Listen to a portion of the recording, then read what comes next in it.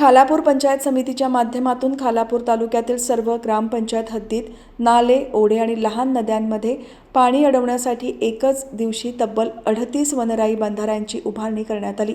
हा उपक्रम मुख्यमंत्री समृद्ध पंचायत राज अभियानांतर्गत श्रमदानाच्या माध्यमातून यशस्वीपणे पार पाडला। या अभियानांतर्गत तालुक्यातील प्रत्येक ग्रामपंचायतीत गटविकास अधिकारी संदीप कराड यांच्या मार्गदर्शनाखाली जलसंधारणाची कामे हाती घेण्यात आली आहेत। ग्रामपंचायत हद्दीतील सखल भाग, जंगल भाग आणि दुर्गम परिसरात असलेल्या नाले आणि ओढ्यांवर वनराई बंधारे उभारून पावसाळ्यात वाहून जाणारे पाणी अडवण्याचा उद्देश या उपक्रमामागे आहे।